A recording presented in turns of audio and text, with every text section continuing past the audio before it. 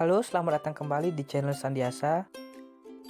Jadi dalam video kali ini, kita akan membahas mengenai gene pool, penyimpangan genetika, dan bottleneck.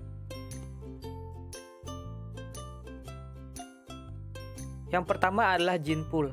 Apa sih sebenarnya gene pool itu? Gene pool adalah kumpulan semua gen yang mengacu pada jumlah semua alel di semua lokus dalam gen suatu populasi spesies tunggal yang mencakup gen yang diekspresikan dan yang tidak diekspresikan. Hal ini bisa berupa populasi apa saja, misalnya katak di kolam, pohon di hutan, atau orang di kota. Contoh gene pool misalnya pada manusia. Setiap manusia di bumi dapat kawin silang satu sama lain sebagai satu spesies dan setiap orang memiliki dua salinan, di mana satu diwariskan dari ibu dan satu diwariskan dari sang ayah. Dapat dikatakan bahwa gen itu lokus karena ia memiliki lokasi tertentu pada salah satu untaian panjang DNA kita. Mungkin ada banyak alel atau bentuk berbeda dari gen yang sama.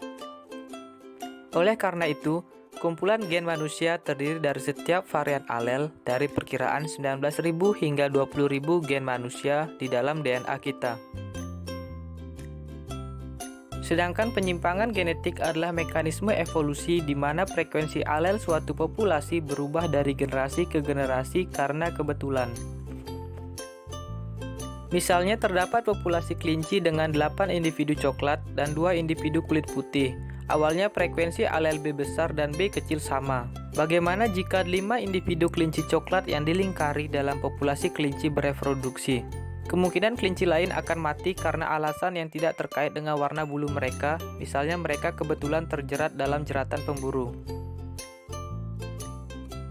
Kemudian frekuensi alel dari 5 kelinci beruntung terwakili dengan sempurna pada generasi kedua. Dari generasi kedua ini, bagaimana jika hanya kedua keturunan B besar yang bertahan dan bereproduksi untuk menghasilkan generasi ketiga? Dalam rangkaian peristiwa ini, pada generasi ketiga, alel B kecil benar-benar hilang dari populasi. Itulah proses penyimpangan genetik.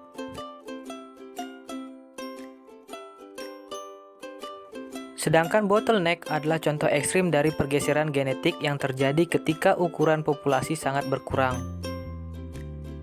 Peristiwa gempa bumi, banjir, kebakaran dapat memusnahkan populasi, membunuh sebagian besar individu, dan meninggalkan sejumlah kecil penyintas acak.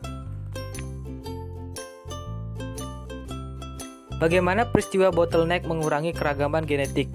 Bayangkan sebuah botol berisi kelereng, di mana kelereng tersebut mewakili individu-individu dalam suatu populasi. Jika peristiwa kemacetan terjadi, maka sekelompok kecil individu yang acak selamat dari peristiwa tersebut dan melewati kemacetan dan masuk ke dalam cangkir. Sedangkan sebagian besar populasi yang terbunuh akan berada tetap dalam botol. Komposisi genetik dari penyintas acak sekarang menjadi komposisi genetik dari seluruh populasi.